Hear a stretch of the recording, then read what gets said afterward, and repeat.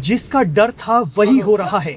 Middle east में अब Israel की मनमानी की कीमत सऊदी, यूएई, कतर सबको चुकानी पड़ेगी और पूरी दुनिया को भी।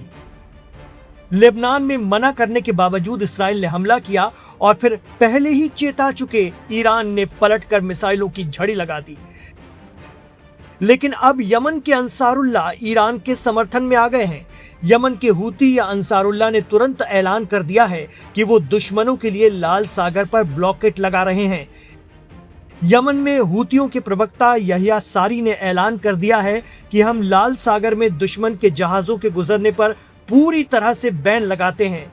यानी अब हालात और खराब हो गए हैं। सऊदी समेत कई अरब देश हॉर्मुज की जगह रेड सी पर बाब अल मंदब से अपने तेल जहाज निकाल रहे थे। अब वो भी बंद हो सकते हैं, क्योंकि अंसारुल्लाह की नजर में अमेरिका समर्थक अरब मुल्क सब के सब मुनाफिक हैं। हालांकि प्रेसिडेंट ट्रंप किसी भी अप्रिय स्थिति को टालने की पूरी कोशिश कर रहे हैं, लेकिन यमन के हूतियों का रवैया बता रहा है कि वो ईरान के पक्ष में खुलकर आकर खड़े हो गए हैं और अब यमन से भी इसराइल की तरफ मिसाइलों का दौर फिर शुरू हो सकता है। दरअसल बाब अल मंदब पर यमन और अफ्रीका के जिबूती के बीच एक हॉर्मुज जैसा ही सकरा समुद्री रास्ता है। ये लाल सागर यानी रेड सी को अदन की खाड़ी और हिंद महासागर से जोड़ता है। बाब के मायने दरवाजे के होते हैं। बाब अल मंदब सुएज नहर का एंट्री पॉइंट है जो एशिया और यूरोप के बीच की दूरी को कम करता है। ये मलक्का और हॉर्मुज के बाद दुनिया का तीसरा सबसे व्यस्त तेल व्यापार केंद्र है। जैसे हॉर्मुज पर ईरान का कंट्रोल है, वैसे ही यमन के अंसारुल्लाह या हूती का बाब अल मंदब पर दबदबा है। अब हूतियों ने इसे बंद कर दिया है, यानी अरब देशों से जाने वाले तेल और गैस का एक और रास्ता ब्लॉक। गौरतलब है कि अमेरिका एक बार पहले भी अंसारुल्लाह से बाब अल मंदब छुड़वाने की कोशिश कर चुका है, लेकिन हार कर उसे ही हूतियों से समझौता करना पड़ा था। अंसारुल्लाह के आगे किसी की भी जोर जबरदस्ती नहीं चलती, यहां तक कि अमेरिका की भी।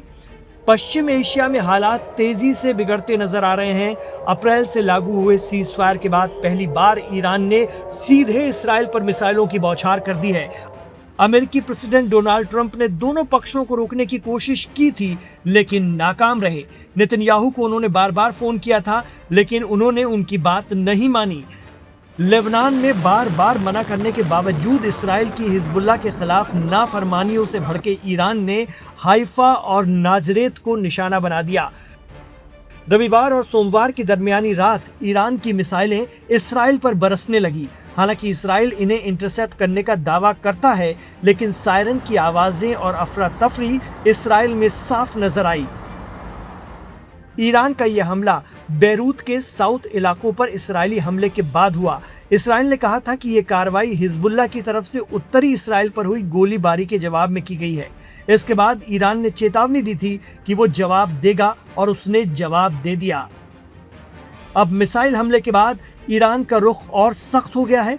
ईरान की सरकारी मीडिया के मुताबिक पासदारान इस्लाम यानी IRGC ने कहा है कि अगर इसराइल ने साउथ लेबनान या बैरूत पर हमले जारी रखे तो उसे और ज्यादा कुचल देने वाले हमलों का सामना करना पड़ेगा।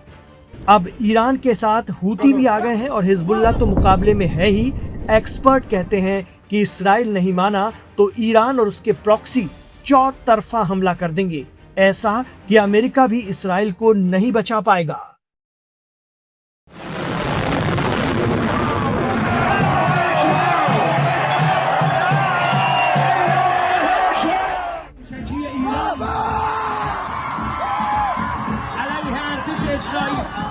मिडिल ईस्ट एक बार फिर बड़े युद्ध की दहलीज पर खड़ा दिखाई दे रहा है। रविवार रात जब ईरान ने इजराइल पर बैलिस्टिक मिसाइलों की बौछार की, तब सिर्फ इजराइल के शहरों में ही सायरन नहीं बज रहे थे, बल्कि सैकड़ों किलोमीटर दूर तेहरान की सड़कों पर जश्न भी मनाया जा रहा था।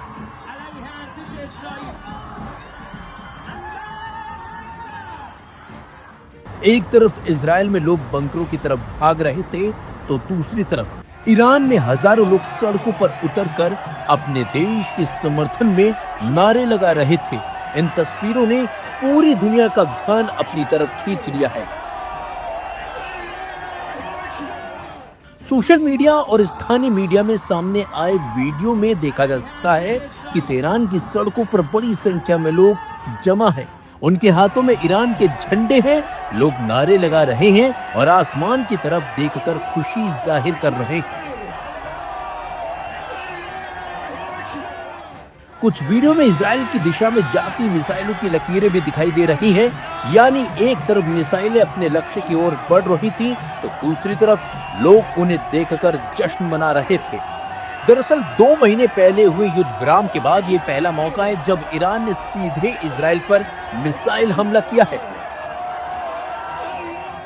इजरायली मीडिया के मुताबिक रात करीब 10 बजे उत्तरी इजराइल की ओर कई बैलिस्टिक मिसाइलें दागी गई थी। इसके बाद इजराइल के कई इलाकों में सायरन बजने लगे और एयर डिफेंस सिस्टम को सक्रिय कर दिया गया था। इजरायली सेना का दावा है कि अधिकांश मिसाइलों को रास्ते में ही रोक लिया था, लेकिन सच कुछ और ही है। ईरान ने इस हमले को लेबनान में इजरायली कार्रवाई का जवाब बताया है। कुछ घंटे पहले इजरायल ने बेरूत के दक्षिणी उपनगर दाहिए में एयर स्ट्राइक दरअसल की थी।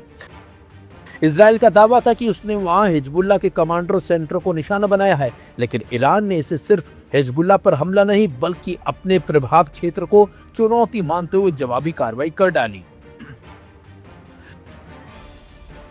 हालांकि इस पूरी घटना में सबसे ज्यादा चर्चा तेहरान की सड़कों पर दिखे जश्न की हो रही है।